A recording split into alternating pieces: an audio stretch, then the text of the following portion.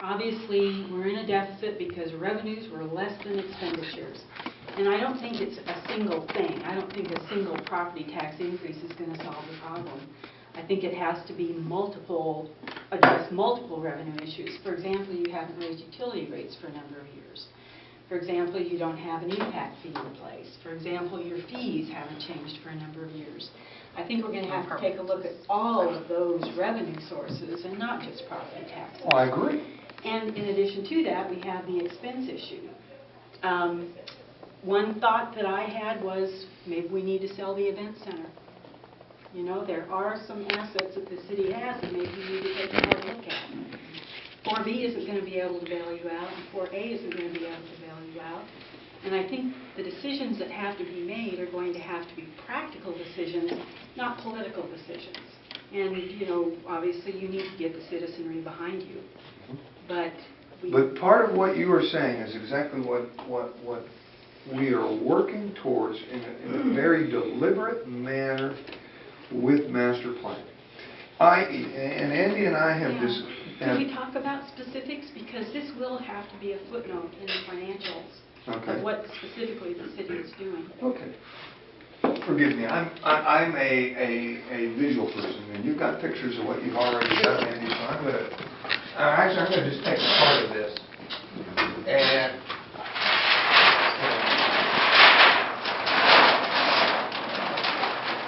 as we, typically when you look at a master plan, they are capital improvement projects as the focus.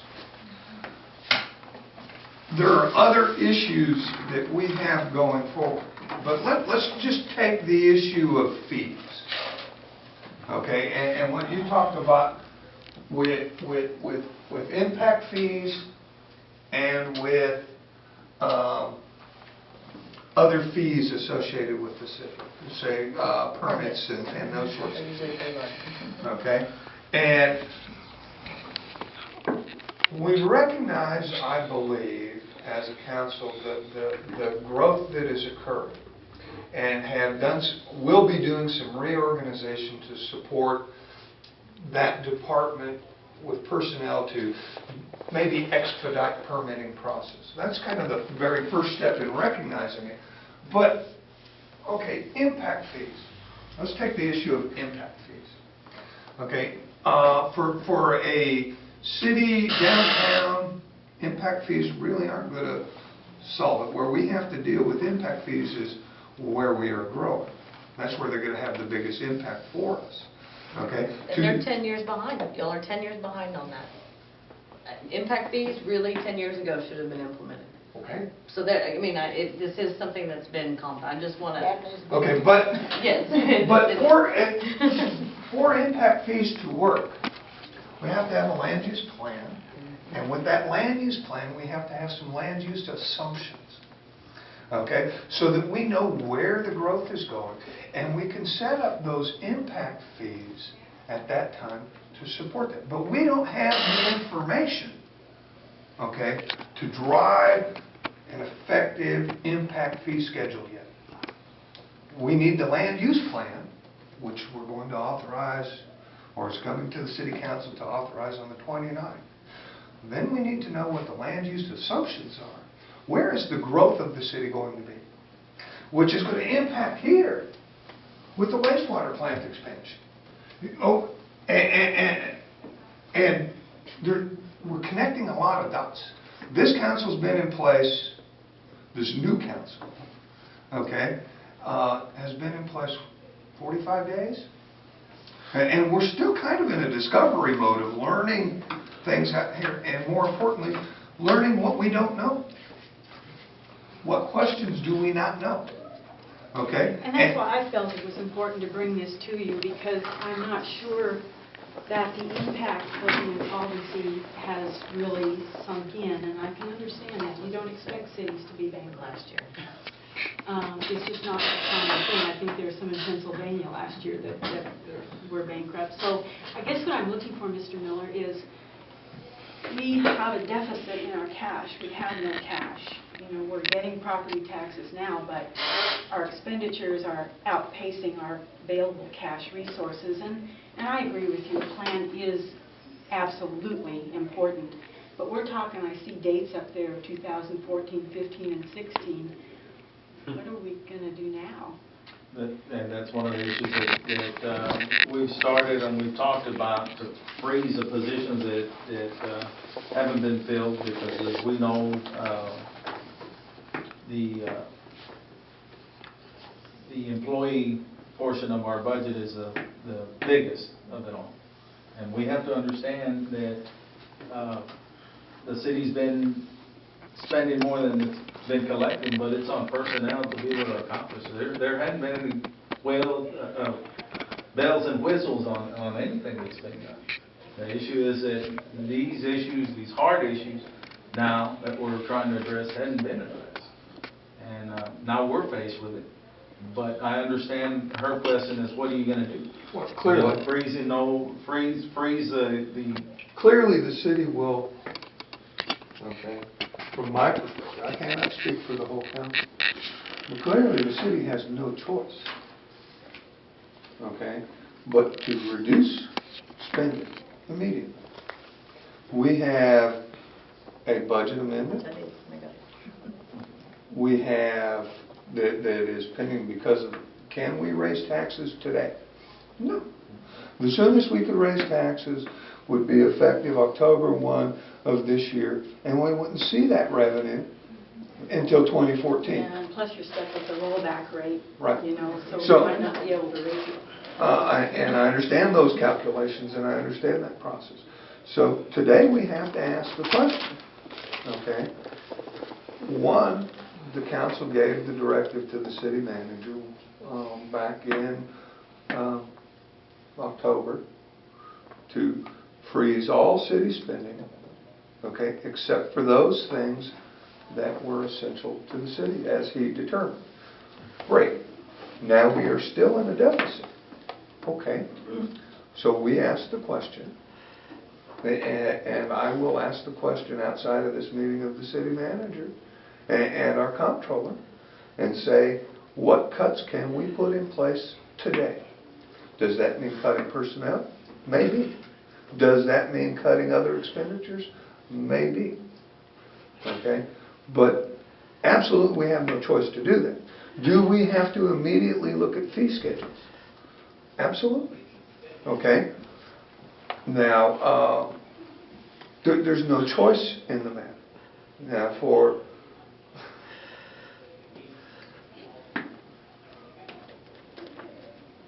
I have seen this coming for 2 years.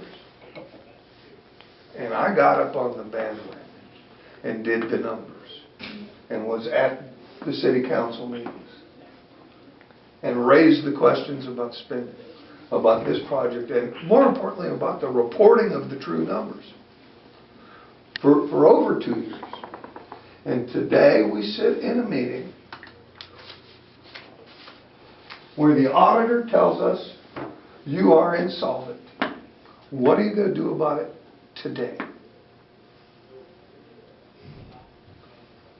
But we also have to be aware that if we are going to fix things, we have to fix them and not cause any more to the issue, i.e. legal fees, i.e. professional fees. What was that There's deficit a again? bucket load of, Unaudited, but the general fund deficit's $355,000. For the year. and it was a deficit from the prior year. Yeah. Yes. It's an And it has increase been from the prior year. deficit in about prior $200,000. years. It's been a very long time. It's never had much of a fund balance. Was working on one of those charts and I've just not had, I've been working on. So in addition to, and let's break this down to raw numbers. There was a $60,000 adjustment that had to have been done to the budget because of the amount of revenue generated in ad valorem taxes because of the tax rate that was accepted. The tax rate that was accepted was the effective tax rate. Okay, a tax rate that would generate the same amount of money on the same property as it did the previous year. Okay. The city still got more in ad valorem taxes because of new construction, et cetera. But for those properties that were taxed. So that's $60,000. And we have a $400,000 round number deficit from the previous year. So we as a city have to cut our budget by $460,000 before the end of this fiscal year. What is you're there sitting, what is your recommendation on that end? And that's a correct statement to make, and we, by not filling positions already, have started that process.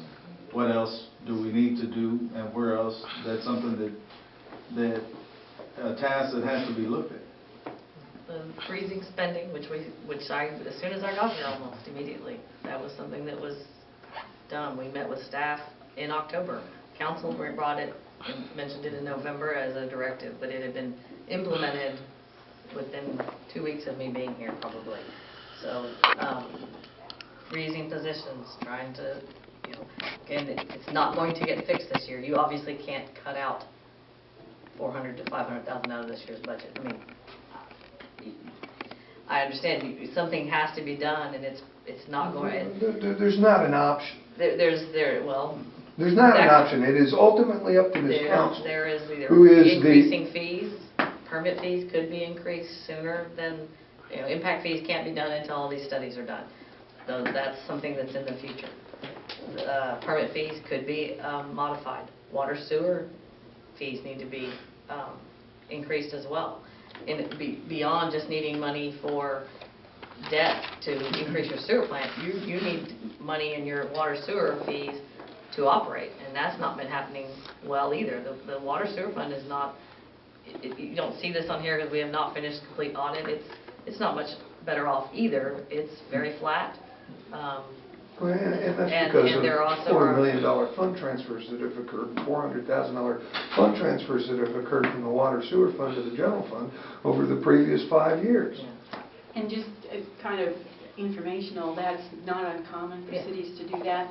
I, as an auditor, disagree with that as well, because it's really more like a regressive tax. If you're using water sewer revenues to pay basic city services, the poor people in your community are paying as a percentage more than the wealthy people are.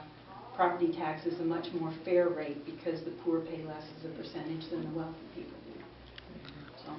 Well, what about putting all those water lines, helping out Walmart and all that business that we've been doing, the businesses that are coming in?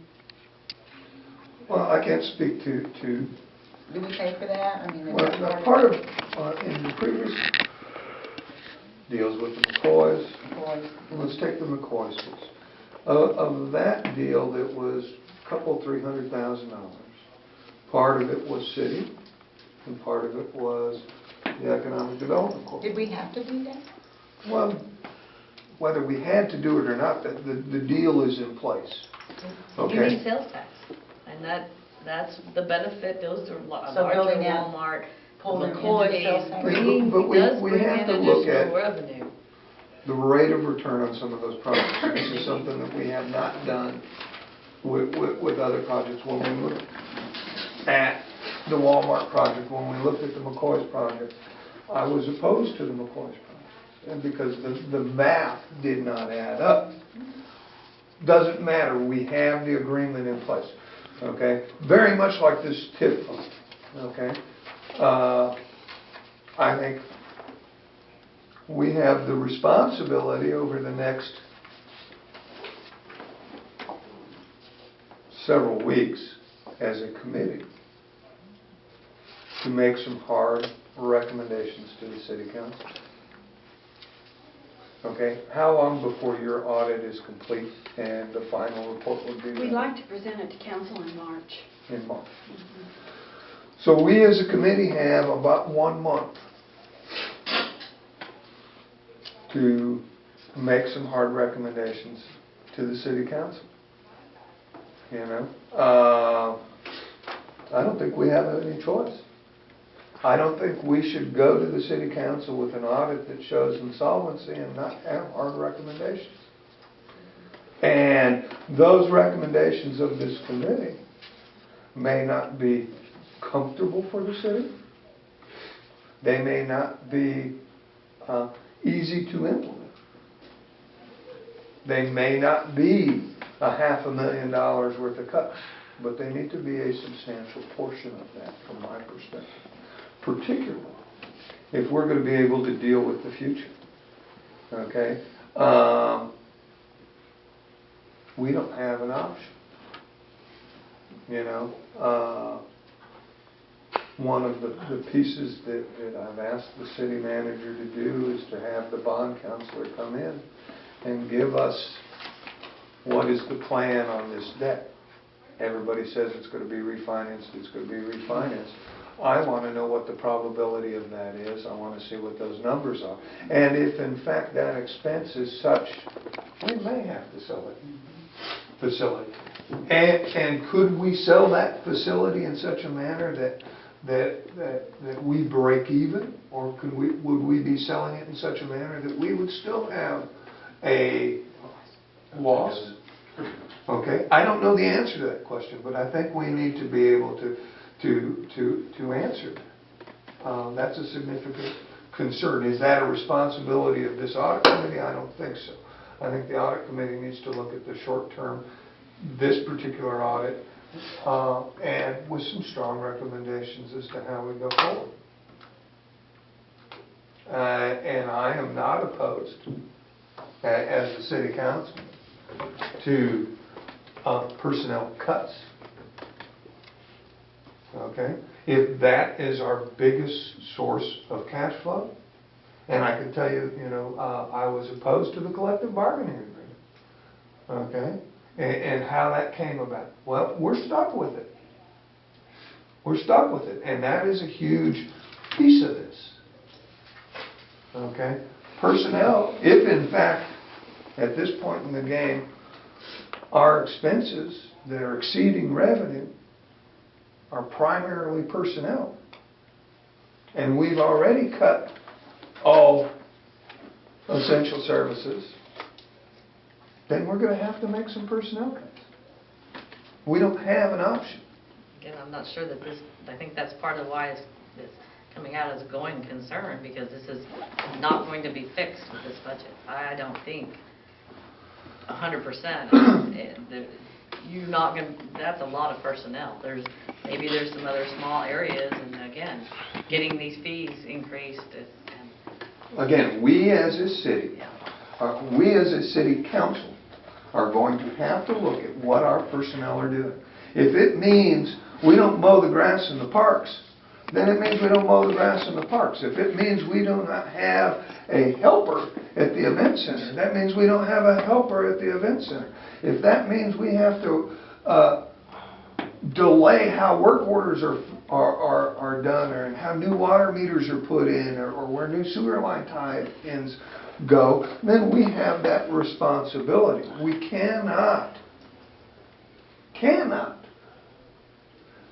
say, oh, well, we've got a $500,000 deficit going into this year, we can cut 50,000 of that. But we have to remember, it's not going to last forever. After we get our breath and get financially stable again, then we go back to living within our means. And Now, are we going to go ahead and meet back with them at a later time, or just? I think the next one will be just the committee itself.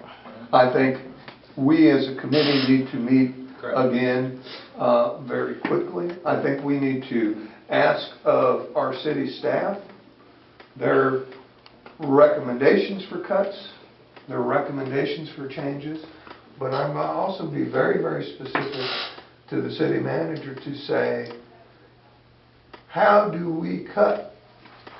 Okay, if we have to cut personnel, where do we cut? And what are the effects of those cuts?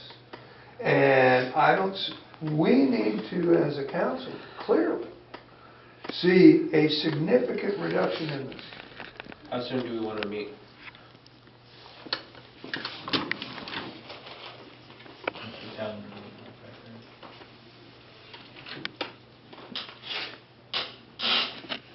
I would propose that we re-meet on the